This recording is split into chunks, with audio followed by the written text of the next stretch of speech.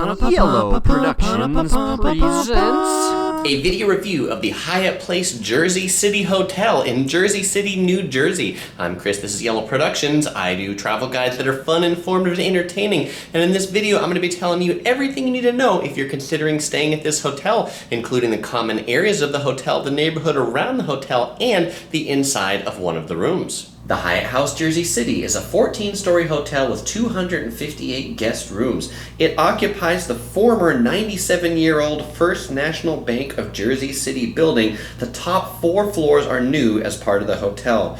The Hyatt House Jersey City is just a skip and a jump away from the Path, which is the rail that'll take you from New Jersey into the World Trade Center. Just 4 minutes on the Path train and you're right in Manhattan. It's also right next to the light rail, which runs along the Jersey waterfront. It's at One Exchange Place, so it's next to a bunch of office buildings here in New Jersey. And also there's a number of water taxis and ferries that stop right in front of the hotel as well. As you come in the ground level of the hotel, the ground level lobby is not much other than an elevator lobby. To check in, you have to go up to the top floor, the 14th floor, but let me go down a floor first and show you the old bank vault. Yes, being the old First National Bank of Jersey City, there is an old vault down here. The hotel's still not completely built out, so they're doing some construction down here. It'll be interesting to see what they build in this vault.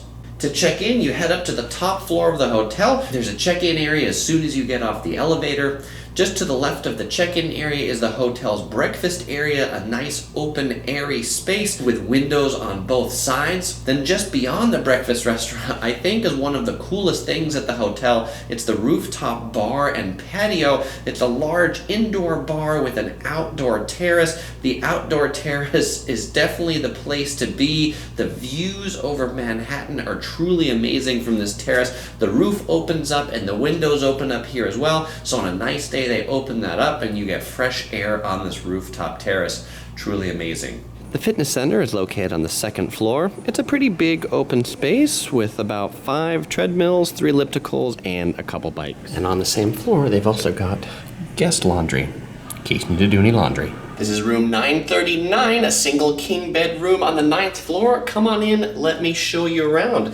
As you come inside the room, we pass the bathroom, we pass the little fridge and the microwave. We'll come back to those later. I mentioned it has 1 king size bed, which is right here. It's a nice king bed, white sheets. It has a little picture of the Manhattan skyline view, a couple nice nightstands. Interesting, back on this nightstand though, there's a set of earplugs on there. Makes me worry, though I think I'm on the quiet side of the hotel. We'll find out after I sleep and when I conclude with the actual review of the room. There's a window out here. Right underneath the window, there's a little chase sofa, which is nice. A little footstools right here. You could use them also as a chair if you wanted to. If we take a look at my view out the window, right down there is the Exchange Place Path station. Convenient if you want to take the trains into Manhattan.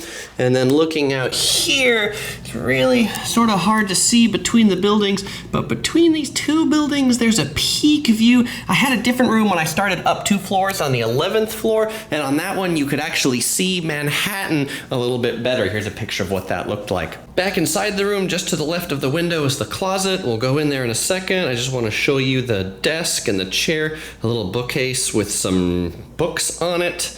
And inside the closet, there are usual closet amenities. There's some extra bedding, some hangers, an ironing board, and a safe down at the bottom of the closet. All right, going back into the room. Let's check out, this is where I came in the front door. Down here is the in-room refrigerator. It's empty for you to put your stuff in, not a mini bar.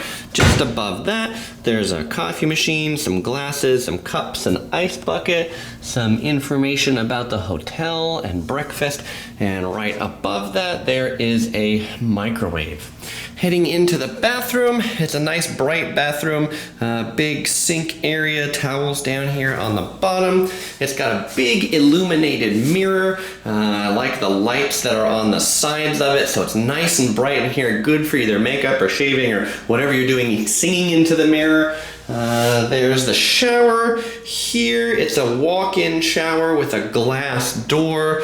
The shower has one fixed head, once my camera decides to focus on it, one fixed head here, and the water control is there. And then the final part of the bathroom is the toilet, just normal toilet, right above it some art of New York. Now that we've seen everything around the hotel and the inside of one of the rooms, it is time for our room review. For those of you who watch our room reviews regularly, you'll know we rate things on a scale of 1 to 5 tovers. And this hotel is going to get 3.5 tovers. First, I'll talk about the pros, and then I'll talk about the cons of this hotel. The pros, I think it's a great location right along the Hudson River in Jersey City. It is not even a block from the PATH station and the light rail in New Jersey. Heading into Manhattan to the World Trade Center is just 4 minutes on the PATH train from here. So that is really quite nice and convenient to get into Manhattan, particularly if you're flying into Newark Airport, because you don't have to take any tunnels or bridges. And so you can actually save yourself quite a bit of time going into Manhattan by staying here as opposed to taking an Uber or taxi across any tunnels or bridges, because those can often back up and you spend a lot of time just sitting in traffic. I found the breakfast to be quite good. It's a free breakfast as part of Hyatt House that was up on the top floor, a nice area, open breakfast area. You could eat in the breakfast area or in kind of the bar area, which has great views of Manhattan. They had cooked to order omelets. I got pancakes and fruit compote. So it's a pretty decent quality for this level of hotel. Another pro is the hotel. It's new. It just opened in November of 2017, so everything is fresh, everything is crisp. That will also be a con that we'll get to in the cons section. I found the room to be quiet. I found the air conditioning to be cool. I found the bed to be comfortable. I slept very well. The water pressure was good in the bathroom, so I liked everything about the room. And the views from the rooftop bar area are spectacular. And so if you're not going to be there for evening bar or lounge time, then definitely check that out at breakfast. And the final pro is the price. While hotels in Manhattan, at this time I was here, the Hyatt in Union Square was running at $400 a night. The Hyatt House here was only running at $200 a night. So if you can get this hotel for half the price of a hotel in Manhattan, I think that's a pretty good deal since it's only 4 minutes away. Okay, so now let's go on to the cons. Why didn't this hotel get 5 tovers? Well, the first one, being a new hotel, they still have some service kinks to work out. This is the 3rd room I ended up in on my stay. They first put me in a room that had somebody else's luggage in it. The second, I think they gave me a room that had a different guest in it. And so that takes it down a little bit. I was considering bringing it down to 3 tovers, but the staff handled it pretty well. But frankly, those things should never happen, that they allocate you a room that they've already allocated to somebody else. Of course, I should say that's never happened. I've stayed in enough hotels that that has definitely happened before. So I'm giving it a 3.5 tover rating, assuming that those service issues will be worked out once this hotel gets a little bit of experience under its belt. Another con, the location. Although I said the location was great, well, it's great for going into Manhattan. For being in Jersey City, there's not much right around the hotel except for office buildings,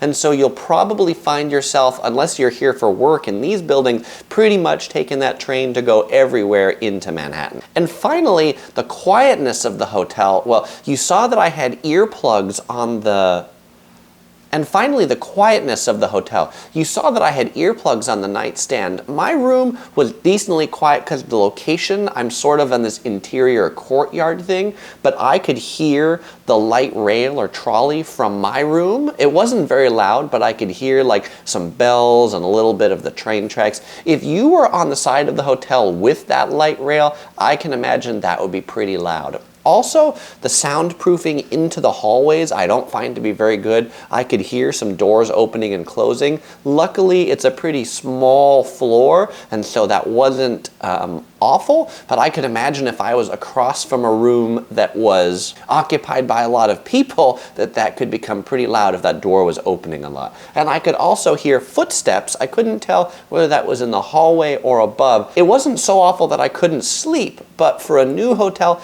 a high-rise, I would expect it to be better soundproofed. So if you're planning a trip to New York City and you don't want to spend the exorbitant amounts of money to stay on Manhattan, definitely consider the Hyatt House Jersey City for a comfortable hotel that can be half the price of the other hotels on Manhattan. Well, I hope you enjoyed this review. I hope it's been useful for you. You might enjoy some of my other videos from my New York City travel series. Click either of them to watch. You can find more links in the description below. Follow me on Facebook, Twitter, Google+, or Instagram, or click this yellow ball right here to subscribe for more fun, informative travel videos every week. All right, thanks. Bye-bye.